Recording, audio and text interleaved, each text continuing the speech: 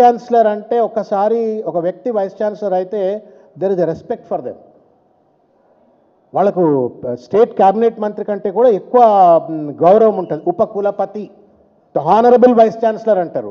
మీరు మొత్తం ప్రసంగం వినండి మీరు దయచేసి. అంటే రేవంత్ రెడ్డి గారి ఫ్యూడలిజం ఏంది, రేవంత్ రెడ్డి గారి భూస్వామ్య మనస్తత్వం ఏంది, ఆధిపత్య మనస్తత్వం ఏంది అనేటువంటిది the way he was addressing the vice chancellor. నేను కుమార్ను వైస్ ఛాన్సలర్ చేసిన అంటాడు. కుమార్ ఏమైనా మీ ఊర్లో పాలేరా?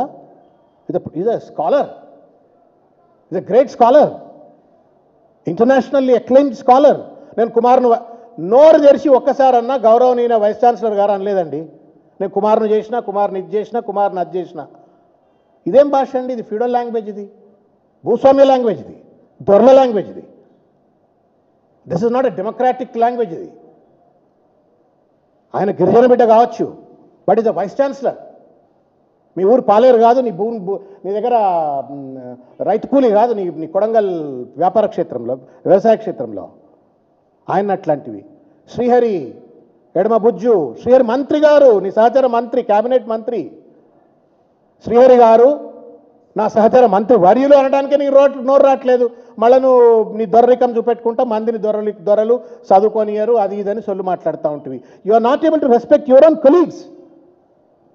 ఒక యూనివర్సిటీ వైస్ ఛాన్సలర్ను గౌరవించే సంప్రదాయం తెలియదు నీకు, నీ తోటి మంత్రులను గౌరవించేటువంటి ఒక సంప్రదాయం తెలియదు నీకు.